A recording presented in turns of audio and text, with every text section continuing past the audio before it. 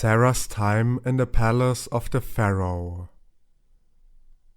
Sarah said to the author of this book, "Sometimes he let people be killed for little things if he didn't like them.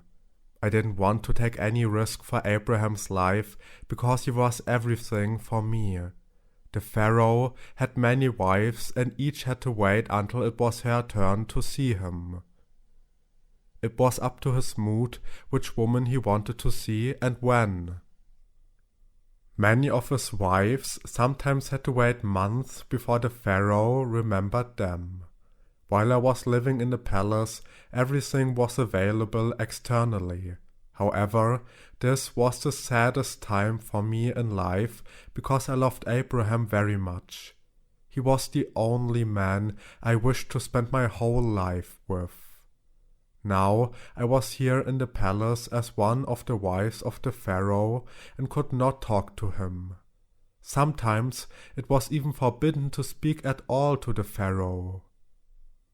The women were very well prepared for the meeting with the Pharaoh when their turn came. They were given different perfume baths. Before being sent to the bedroom of the Pharaoh, they were taught how to answer the Pharaoh if he asked them anything. These conditions took my breath away and made me feel like I was in a cage. It was the loneliest and most painful time in my life. I cried in my bed every night and asked for God's help so that a miracle could happen. I remembered the time when the king of Babylon wanted to execute Abraham. There was a moment when they really wanted to throw him in the fire. My whole world broke down. I knew I would not survive the death of Abraham. The last time Abraham looked at me for seconds was indescribable. I cried so much, but my love was helpless and unable to save Abraham. It was only God who could save Abraham's life. For the first time in my life, I realized how much I loved him. In the palace of the Pharaoh, I remembered everything I had experienced with Abraham. Even small things were present to me. In the palace, I prayed many times all night and said to God, my motivation was sincere. Through the courtiers, I wanted to meet the Pharaoh of Egypt and ask him to help my husband financially. I know he is a man of God, and God, you know he is your messenger. Abraham was so poor all his life and couldn't even dream of buying a place for you where he could speak to people about you. Oh God, when you saved him from the hands of the king of Babylon in the city of Ur and thus saved his life, Abraham was thrown out of his own country. You asked him to go to Canaan, the promised land. He wanted to go by all means, but we stopped him because our financial situation was so poor. And also, Canaan's officials did not allow him to enter Canaan because he could not show them financial security. Somehow, Abraham also didn't want to go without us. So he lived with us in Haran, but his thoughts were always in Canaan because of your promise. 21 years later, Abraham was able to lay the financial foundation to enter Canaan. There, he did not find the basis to relate with people. They were so different from us. Abraham became more lonely and sadder because he did not know how to convey your message to people in this foreign country, especially since they showed no interest in the divine message. The people of Canaan always treated us like strangers who came to their country to work and settle down there. Abraham's money ran out very quickly because he was unable to receive financial support. Abraham went to Egypt with the hope to improve his financial situation in order to return to Canaan. In Egypt, the royal courtiers suddenly became interested in me, which none of us had expected. One day, Abraham was officially arrested. They wanted to find out who he was and why he came to this country and what his relationship was with me. Abraham was questioned for days. After a long time, he was released on the condition that he should deny that I am his wife because the courtiers wanted to have me. When Abraham came home, he told me everything. That day, I saw so much sadness on his face. I burst into tears and took him in my arms. For the first time in my life, I realized that it is up to me to protect my love. I told Abraham that I would do everything just so that nothing would happen to him. I wanted to take advantage of the courtier's weakness to meet the Pharaoh. Nothing should happen to my beloved Abraham. That was the only reason I wanted to talk to the Pharaoh. On the other hand, I wanted to ask him for financial help so that Abraham can continue to fulfill his mission for your will. I didn't tell Abraham my true motivation. In fact, I was hiding them. I only recognized the courtiers' true intentions when they brought me to the Pharaoh. They hoped to get some advantages by introducing me to him. My motivation was completely different, namely to save Abraham's life and ask for financial help for him. Somehow a whole new situation arose. Pharaoh asked me to marry him. This not only shocked his courtiers, but I was also surprised to hear such words from the Pharaoh. For the first time, I realized how serious the situation was.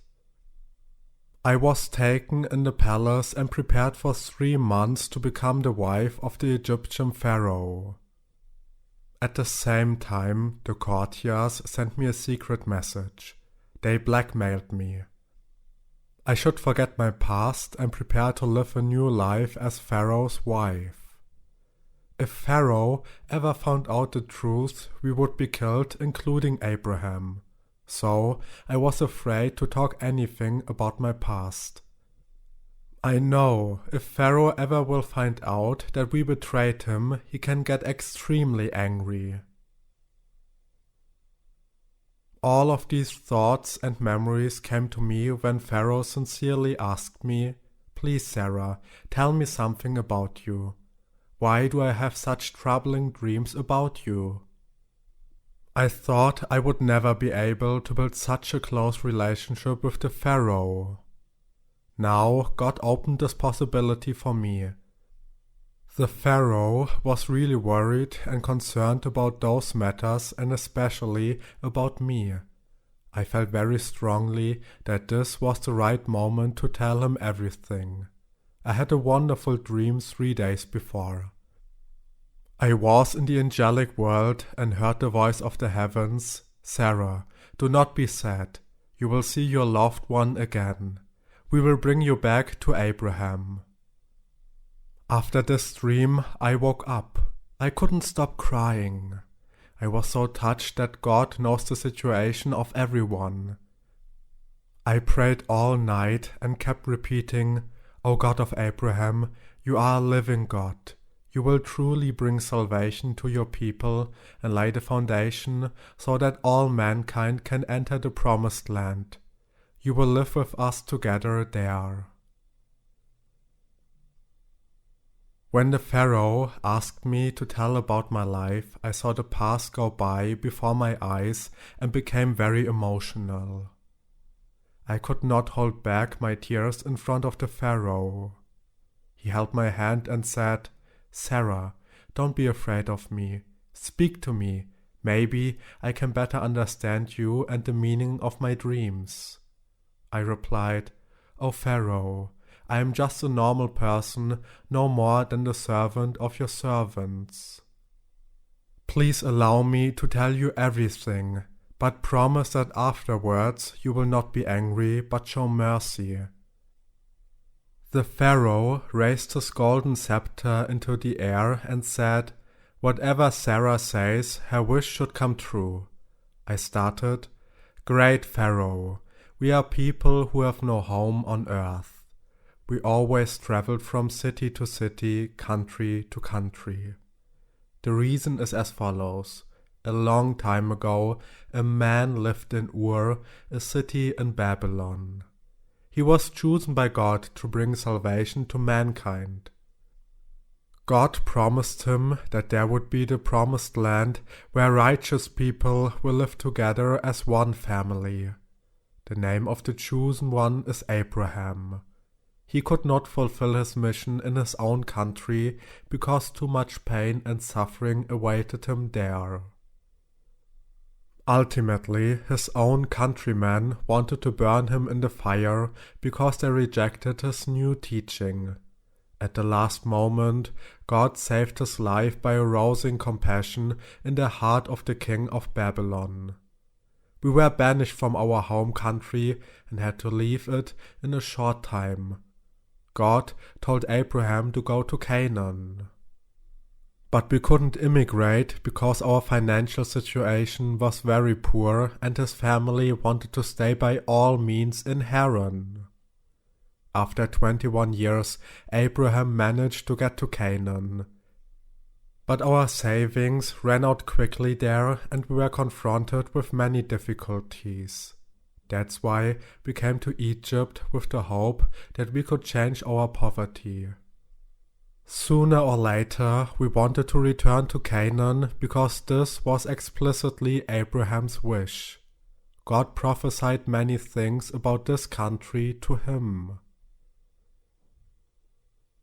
But other complications awaited us in Egypt. Your courtiers were very interested in me. They started to give Abraham a hard time. They imprisoned him and forced him to deny his own wife. Then they asked him to leave Egypt forever and released him on this condition. Abraham is my stepbrother too. We have the same father but different mothers. So I told him that he should say that I am his sister. Abraham said then, "I know what the courtiers want from you. They don't know what punishment will come down from heaven if they kill me like an unknown man." I replied, "Trust God, He will always be with you." So Abraham, who is my real husband, said to me, "Since we know each other, we love each other very deeply. Today, you told me something special that inspired me a lot. Sure, I know God is with me. Maybe that I lose you on earth, but my love will always remember you, and this also in the next life. In my memory, you will live on as the most wonderful partner who could comfort my heart in the most difficult situations when I was so lonely." Then he asked me what I was going to do in the situation. I did not tell him my plan and my motivation.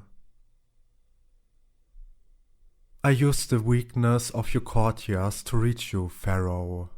I said to one of them that if he could make it possible for me to meet you, it would also benefit him, because when you would be nice to me, I would surely not forget him." The courtier replied, "You are so beautiful. Maybe the Pharaoh wants you, or maybe he will make you to one of his wives. So please, Sarah, remember me during this time. Maybe I can come nearer to the Pharaoh or get a higher position." I promised it to him. But deep in my heart, I didn't believe that you, Pharaoh, would like me and would ask me to become your wife. I just wanted to meet you to tell you about our suffering in this country. I was hoping for your help for my husband Abraham. Only you can protect his life and change his financial situation. Great Pharaoh, I know he is a man of God and God called him for a very special purpose. I would do everything to save his life and to support his mission. This was my only motivation why I came to you then. The Pharaoh wanted to know more details about Abraham's life. Therefore, I told him everything. Then I said to the Pharaoh, "Because you didn't know the whole truth, you took his wife away from him. That's why God sent such scary dreams as a warning. He showed you what will happen to Egypt if you will keep me as your wife. Abraham is very close to God, and he is a very special prophet of God. That's why God has given me the opportunity to tell you everything." The Pharaoh of Egypt was very inspired and happy to hear my and Abraham's life story, specifically about the sacrifice I was willing to make for Abraham. He said to me that he wanted to get to know Abraham. It was the happiest day in my life. I also mentioned this to the Pharaoh. He smiled and left me alone. I ran to my servants and told him to bring Abraham the news that he should come to see me. The next day, Abraham came to see me. I informed the Pharaoh that he is here. He allowed Abraham to come to a special part of the palace. Abraham was amazed to see me next to the Pharaoh. His eyes reflected the sadness in his heart. He greeted the Pharaoh according to the palace ceremony. The Pharaoh waved his hand and indicated Abraham to take a seat.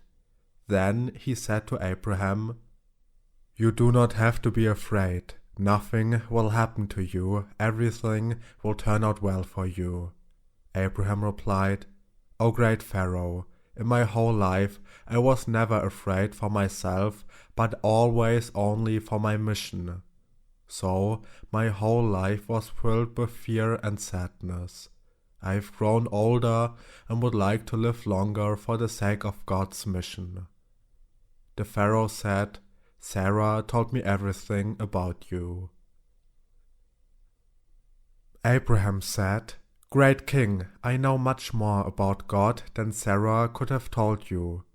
Pharaoh continued, "If you wish, I order the king of Babylon to let you return to your home respectfully, and you will be welcomed there." Abraham replied, "It is very generous of you, but I have not had a homeland since God called me. I will find my home where God wants me to settle down." Pharaoh said, "You are extreme in your thoughts about God." Abraham replied, "Yes, I got to know the true owner of this creation who gave us life." The Pharaoh asked Abraham, "If you are so close to the creator of everything, then answer my question. But before you answer me, raise your hand and swear to your God that you met that you will not lie to me." Abraham raised his hand to the oath, "God, who guided me through my whole life and promised me so many realities that will come true in the future. By your name, I testify and swear that I am only telling the truth, whatever the Pharaoh wants to know from me." Now the Pharaoh asked, "Tell me the truth. How much do you know about life after death? Or is it just people's hope that life after death will continue?" Abraham asked the Pharaoh, "Should I give you the answer about life after death according to my knowledge or according to my observations and true experiences?" The Pharaoh said, "I have enough knowledge myself because I am constantly surrounded by wise and knowledgeable people. I want to get to know your real experiences in this matter." Abraham said, "Great Pharaoh, then hear the truth. I also had doubts about life after death, even after I had met God. One day I asked God, 'How will you give us a new life when people ultimately die and nothing remains that reminds of their physical bodies and they become part of this earth again?' God asked me, 'Abraham, is it not enough that I showed myself to you and promised you an eternal life? Or do you not believe me?' I replied, "Oh God, I absolutely believe you. I only asked this question to satisfy my heart. But furthermore, I asked you this question in the name of the future humanity, so that they believe me when I speak to them." God said, "For the true man who will unite with me, eternal life is not invisible while he lives with the physical body on earth. I advise you, Abraham, walk towards me and complete your journey to become a divine person." Then God separated my spirit from my body. I saw my spirit and my body, which was laying on the rocky mountain, at the same time. God said to me, "For the sake of mankind, you are now free to travel in eternity wherever you want to be." So, great Pharaoh, I traveled through many dimensions. There were endless heavens there, but they were empty. I asked God why, and he replied, "My children could not reach there yet. I called you, Abraham, for this purpose." I sobbed, oh God, let me go back. This time I will be able to bring your children here." God said, "Do you have any more wishes that I should fulfill for you?" I told him, "I have only one wish. Let me return so that I can accomplish my mission that you gave me." Exalted Pharaoh, God brought my spirit back to the rocky mountain where my body was lying. My spirit went into my body, and God said, "This is how I will raise all the dead." After this experience, many similar ones followed. Whenever I wanted to share these experiences with people on earth, I often didn't find a base with them. Great King, if you honestly ask me, I must say that this is why I have become a very lonely man on earth. From morning to evening, my eyes are longing to fulfill all those realities for mankind which I saw fulfilled in the heavens. Great Pharaoh, if you forgive me, I would like to speak to you some last words." The Pharaoh nodded. "You have the right to speak." Abraham said, "Great Pharaoh, for materially oriented people like you, who only wish to live an earthly life without the Creator, this world seems very small and limited. This is the greatest divine truth which I can give you, great King." Pharaoh replied, "Abraham, it was very fascinating to listen to you. As you spoke, a wish grew in my heart. It would be wonderful for me if I could be like you. If all of what you said today is the truth, then I understand that there is only one true reality.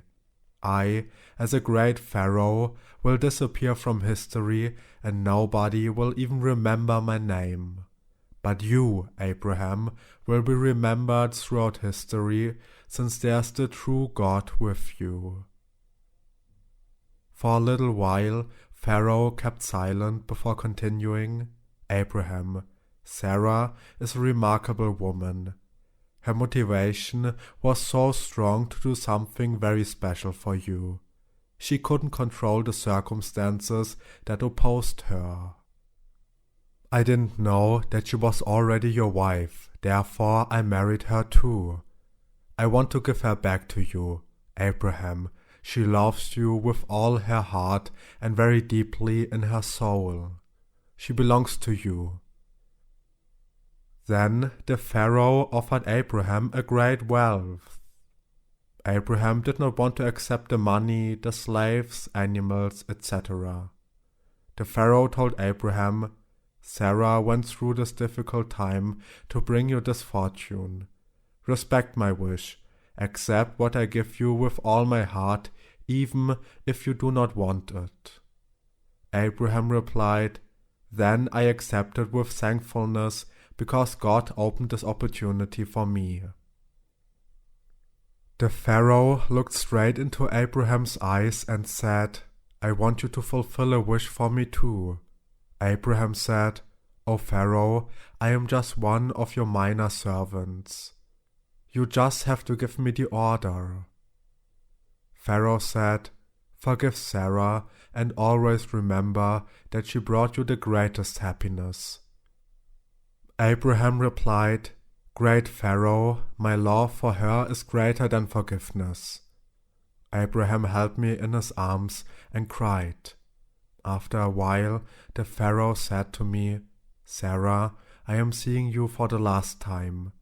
I don't know where you will be in the future, but I will always remember you as the best thing that could have happened to me in life. You will always be like a wonderful dream for me from which I woke up. I will remember you in silent moments. You, Abraham, aroused many feelings in my life. I promise you that from now on I will rule my kingdom wiser and take care of my people more. But if you want to stay in Egypt, you are free to do so." Abraham said, "Great Pharaoh, let me return to Canaan, as God called me to go there." They said goodbye for the last time, and Pharaoh whispered in Abraham's ear, "If you are the new king in heaven, please don't forget me." Then he turned around and walked away. Later, Pharaoh proclaimed that Abraham's family has the right to stay in Egypt or to leave with all the possessions he gave to them.